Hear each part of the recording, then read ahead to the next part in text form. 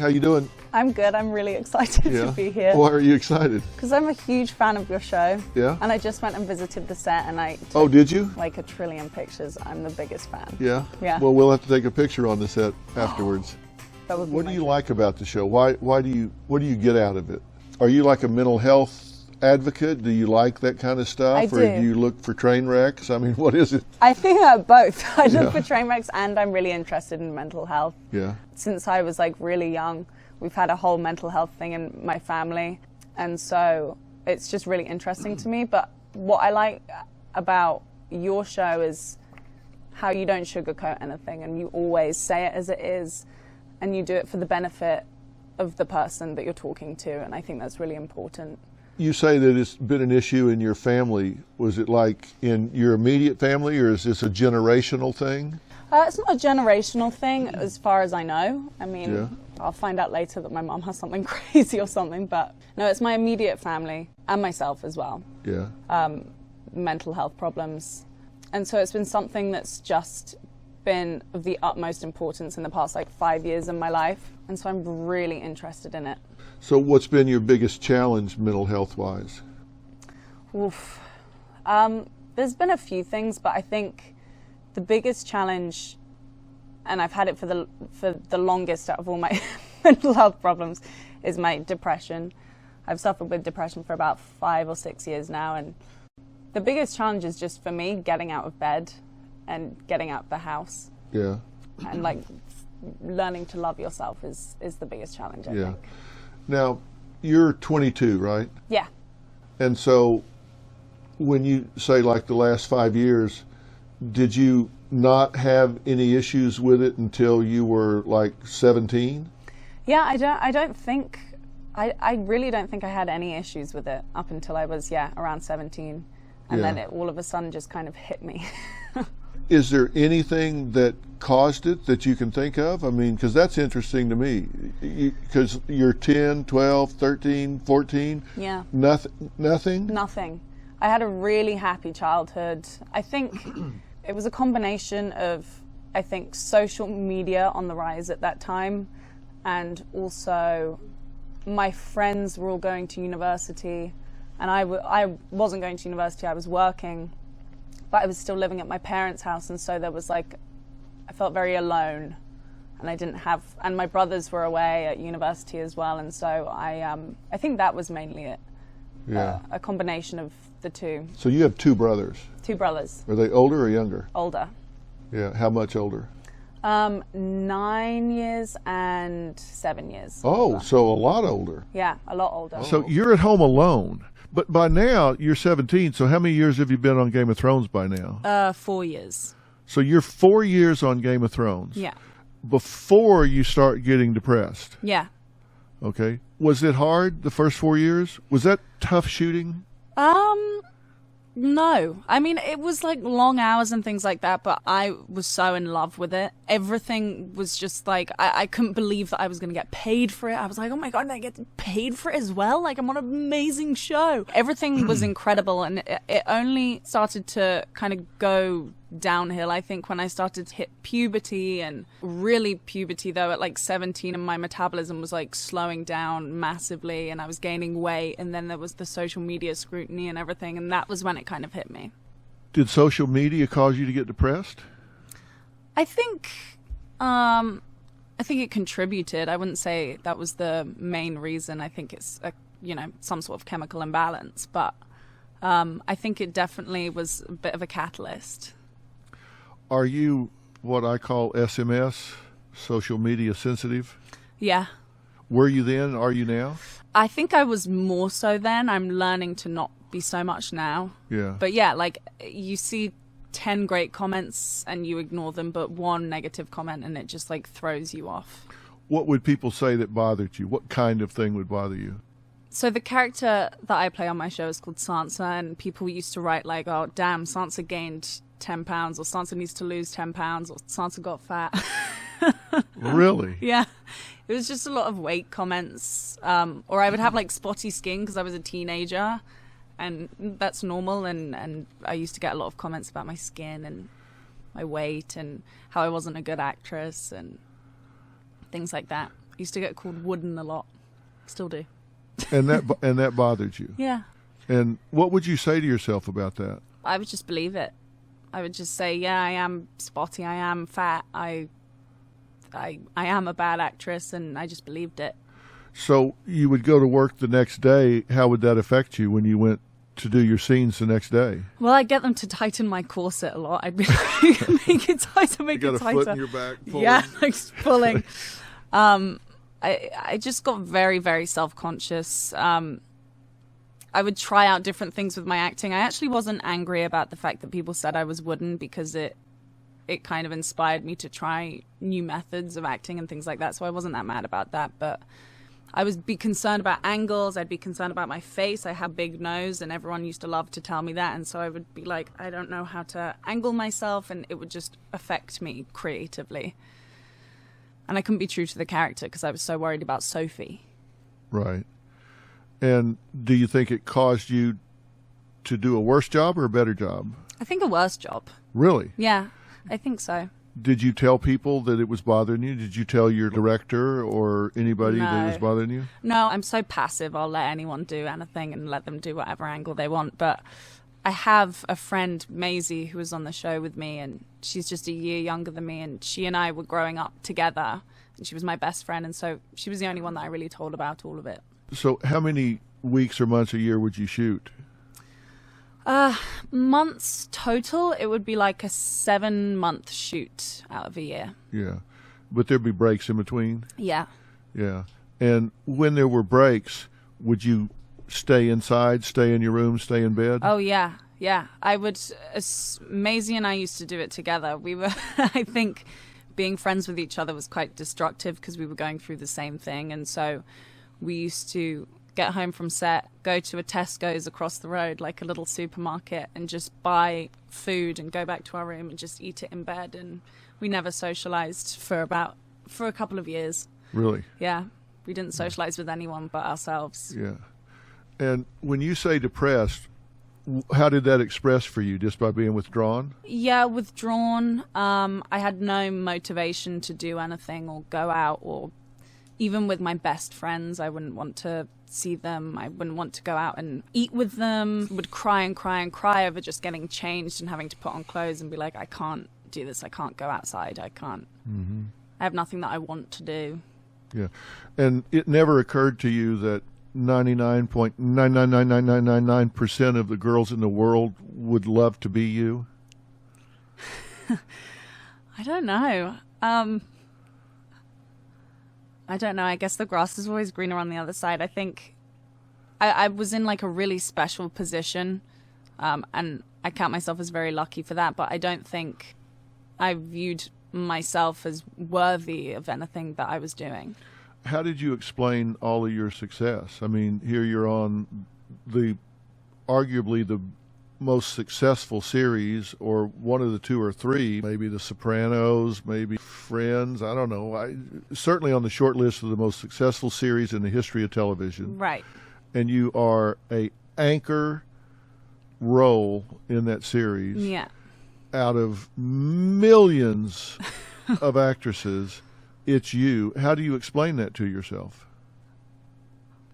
Just blind shithouse lucky? I think I don't know. I think I got lucky because my audition was really bad for the show, so I have no idea why they cast me. Lucky, probably. I don't know. Yeah, and then it was also lucky that they kept that character in that role for 7 years. How do you explain that? Well, because they kill everybody.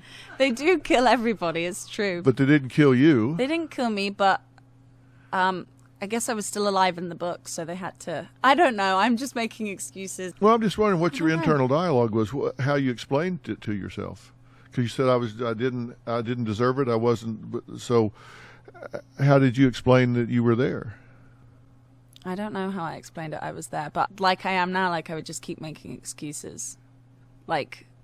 The character has a really long storyline in the book, so I thought, well, they got to keep her on because it affects the way that other characters interact with her and interact with each other. And I'd signed a 6-year deal, so they couldn't really kill me off. Yeah? Yeah. So, did you have support? I mean, did your parents support you? Did they come and say, "Don't be depressed"? Did they get you help? Did they? Well, I didn't tell my parents until less than a year ago, and they started seeing my therapist bills coming through, and that's when I told them. Yeah. So they didn't notice that you hadn't been out of your room in 3 months? No, because as soon as I hit 18, I moved to London, Right. out of their house. And so then I could do everything on my own. And then you did. You would stay isolated? Yeah. Yeah. Yeah. So how do you feel now? I feel much better. Yeah. Why? I've been doing therapy at cast centers, actually. Yeah. I'm on medication.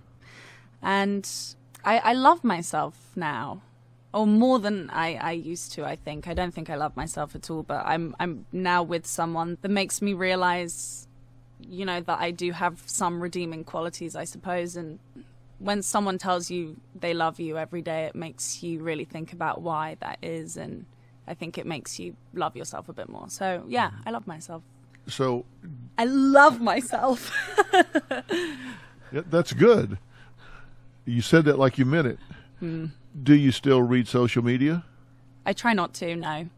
I mean, occasionally little things, but I don't let people tag me in photos on Instagram, and or if they do, I can't see it. And I try not to read comments on my pictures either, or on Twitter, but sometimes I do. Sometimes I have a cheat. Yeah. And if you read something negative, does it bother you? Yeah, it does. It still does. It's still very sensitive for me, but not so much, not as much as it used to be, because I don't believe those things anymore about myself. Yeah. You know those people. You don't know those people, right? Yeah, I mean, you realize you don't know anything about them. Yeah, I don't know anything about them. And they don't know you. No. And they wouldn't say that to you in an elevator. No, they wouldn't. If you were in an elevator with them, they wouldn't turn and say, "Hey, no, she gained 8 pounds." No, I guess not. I hope not. No, I mean, really, they're keyboard bullies. Yeah. Yeah, they're hiding behind their computers. Yeah. They wouldn't say that to you. They wouldn't even speak to you. They'd No. probably wet their pants. They got in an elevator and looked over and saw you, they'd pee their pants. I've always wanted to, find the people who wrote those comments and go around to their houses and be like, "Hey, say it to my face." Yeah. But I don't know if they would. They wouldn't. Well, let's go find one of them and see. Shall we? I would love that. Yeah, just go. Hello, me again. So what do you say to yourself now about yourself? I mean, do you have an internal dialogue that you listen to? I don't know what I say to myself. I think, Really? yeah. You really don't know what you say to yourself? No, I don't know. I think Really? if I do little things to help myself out. Like if I look in a mirror, I don't body check and things like that. And when I put on clothes, I don't put them on in front of a mirror. And then I just walk out the door. That helps me. And now I look in mirrors and I think I'm fine and I'm not fat or I don't have spots, and I'm trying to see the bigger picture rather than the little things that you kind of hone in on about yourself. Actually, my therapist actually said to me once, because I was telling her I'm so obsessed with all these tiny things, and she went, "You don't matter enough for people to look at you and go, I don't like this about her, or like her boobs or her arms or things like that. People don't care about it. People don't care about what you look like." And that really affected me. I was like, you're right. I'm so absorbed with myself that I don't even realize that people don't look at the aesthetics. They look at who you are. But I was so absorbed with this and this. Yeah. My dad used to have a saying, and he said, "You wouldn't worry so much about what people thought of you if you knew how seldom they did." I love that. That's a good quote. Yeah, it is. That's one to live by, actually. You wouldn't worry so much about what people thought of you if you knew how seldom they did. And it's the same way with bullies. Somebody might say something to you in the cafeteria at school, in the 8th grade, or on social media, and they might say it to you one time, but you take over for them and repeat it a million times They say it once and you repeat it 1,000,000 times. Yeah. That's why I ask you what you said to yourself, because we talk at 125 words a minute and we think at 12 to 1,400 words a minute.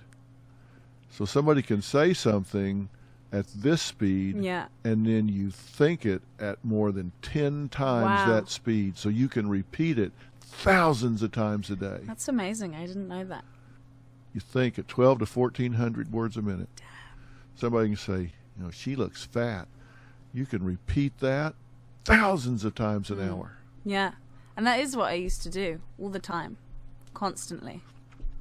You can also repeat, I'm a worthy person. I have value. I'm caring. I'm smart. I'm giving.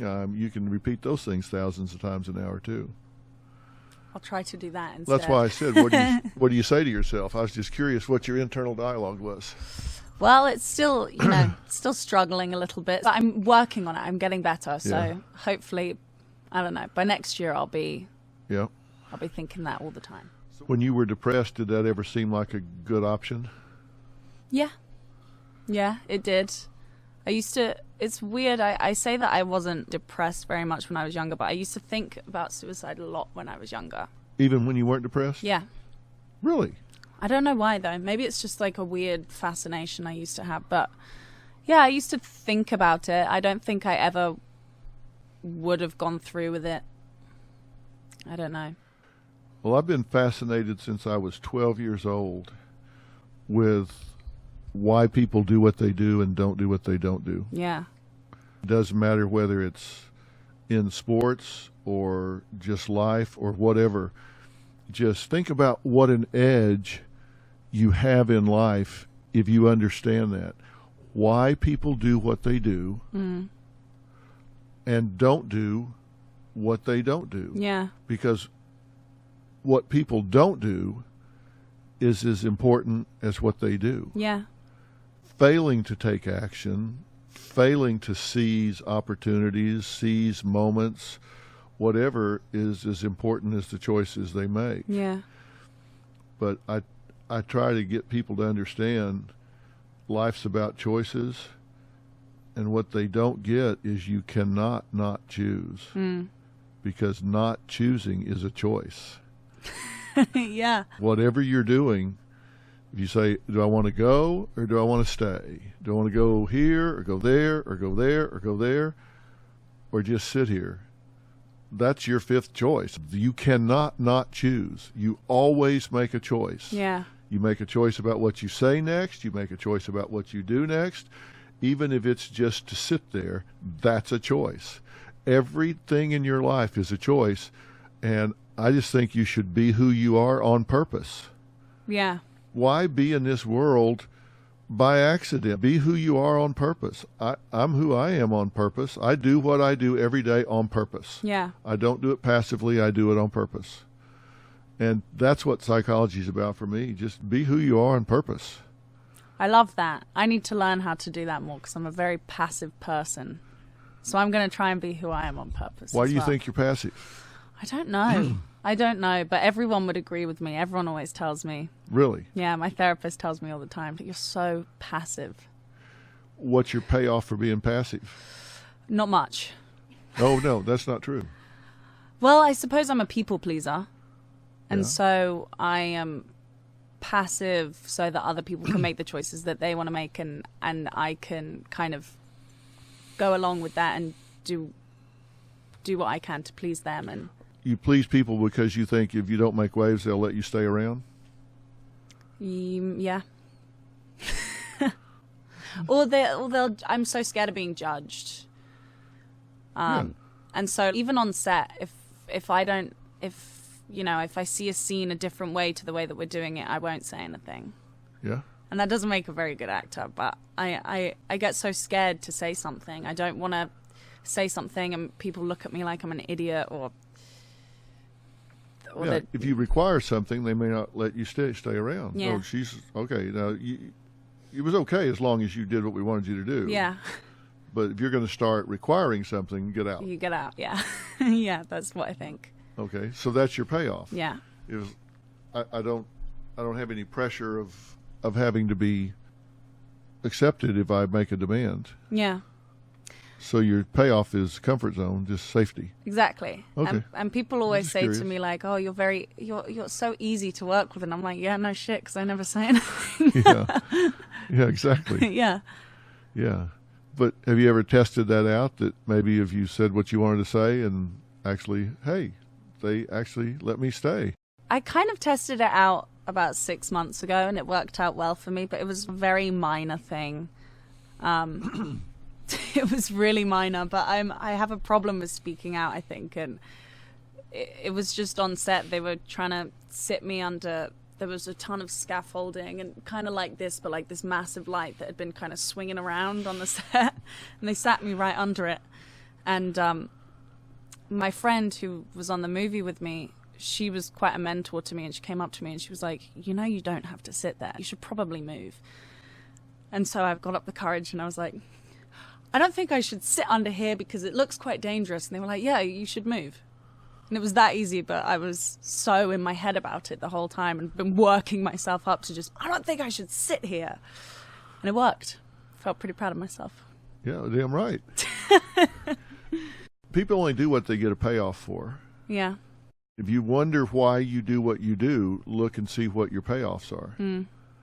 Anything you do in pattern, you get a payoff for. Yeah. So if you're passive, you got to say, what's my payoff? Find the payoff, because you're getting a payoff somewhere. Yeah. And if it's safety, I mean, maybe that's your payoff. I guess it is then. Someone like you that is an absolute icon to your generation, that is transparent about mental health issues, can save thousands of lives by being transparent about that. Yeah. Young girls can look at you and say, "Oh my God, I admire her so much, and if she can have those issues and come out the other end, I'll never give up." Yeah. Because I look at her, and if she can do it, I can do it. I'll be inspired by her. I will do it. She did it, I'll do it. Your transparency, just what you've said today, I guarantee you what you've said today can save 1,000 lives in America this year. Wow, that's something that I would love. I kid you not. It will save 1,000 lives in America this year.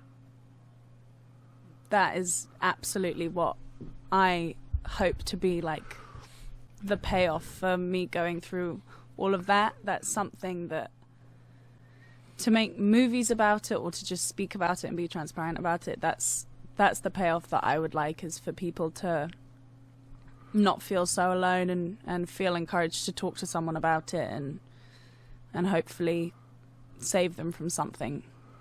You have to break that down and translate it. Think about what I just said. Think about, you watch the show so much, and so you know about how many girls, 8th or 9th grade, parents go in their room and find that they've hung themselves in their closet because they've been bullied on social media. Yeah. Think about that. And think about how many girls may not do that because of what you've said. How many parents will open that door and their girl will be sitting on their bed because of what you've said?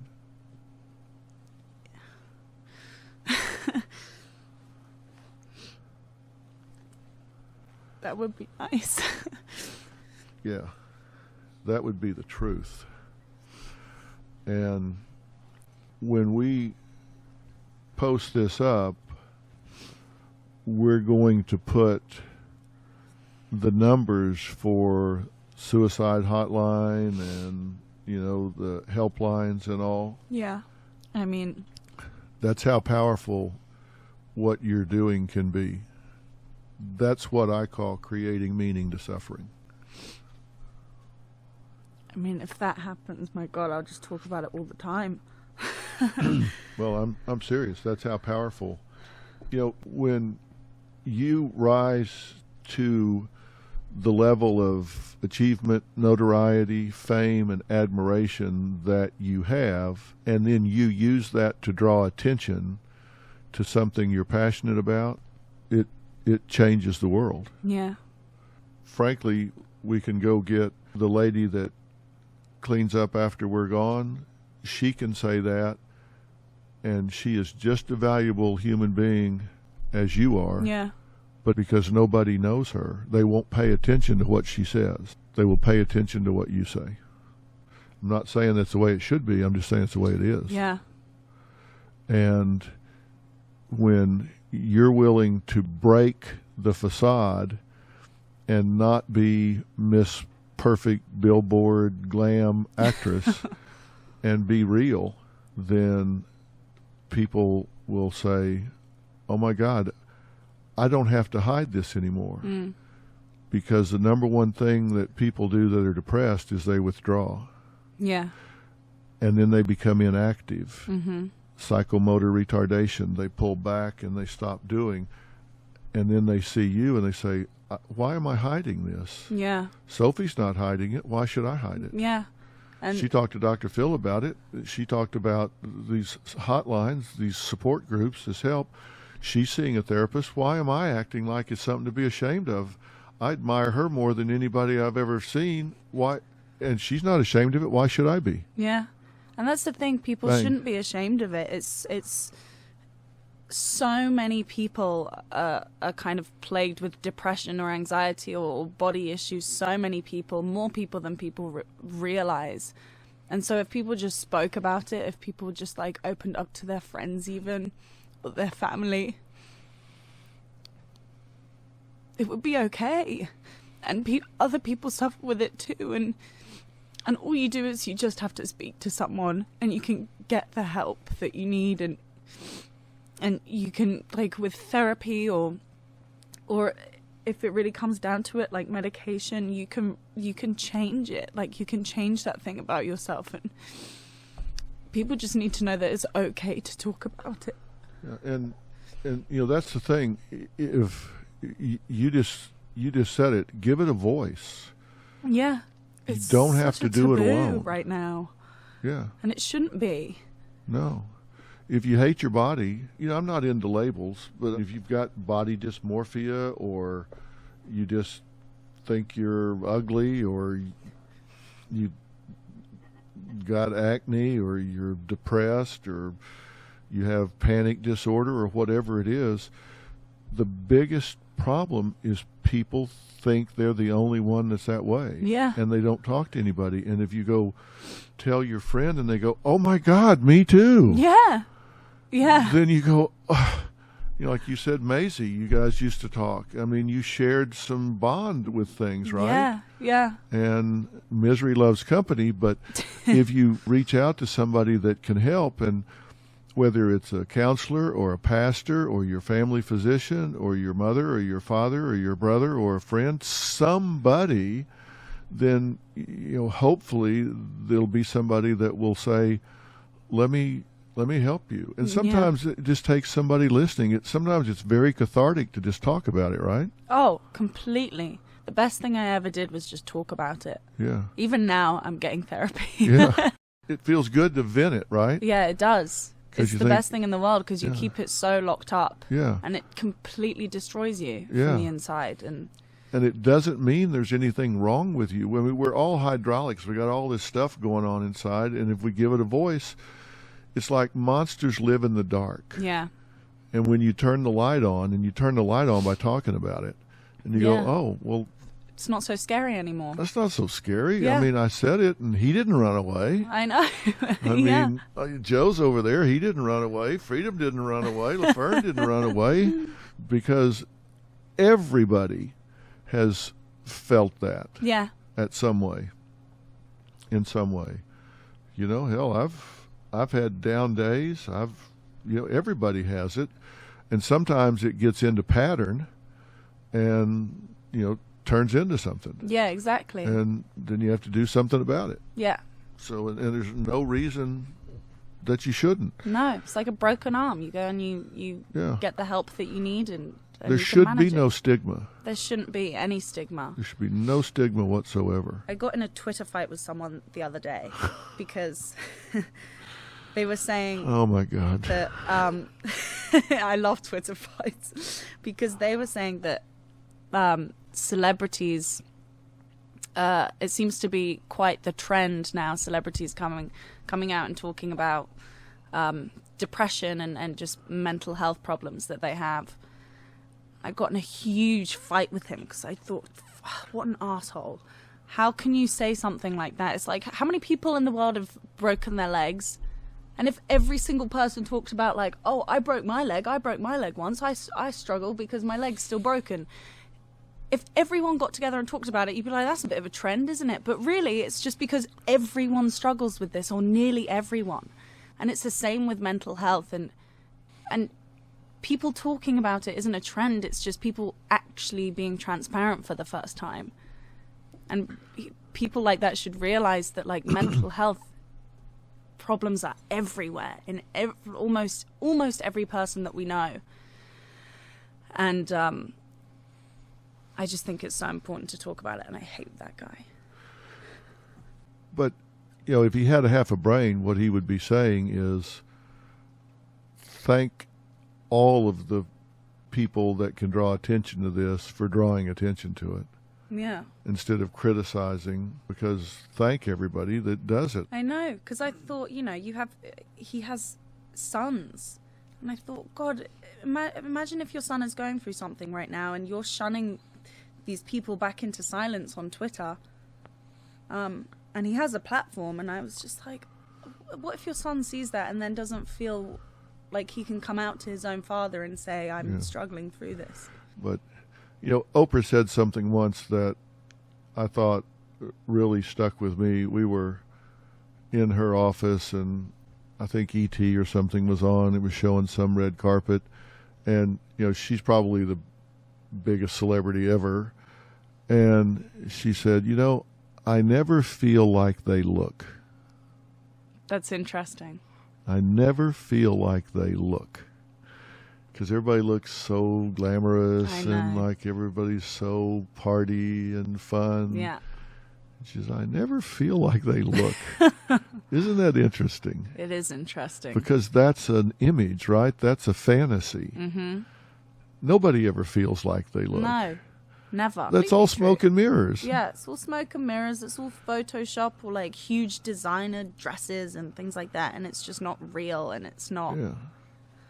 It's just a fantasy that no one can live up to. Yeah, and so once you get that through your head and stop trying and stop comparing your body to some fiction, yeah, and start getting real, then all of a sudden you start focusing on independent, funny, unapologetically yourself and smart, and you don't care whether she's in 6, 8, 10, 12, or 14 jeans. It doesn't matter. Yeah.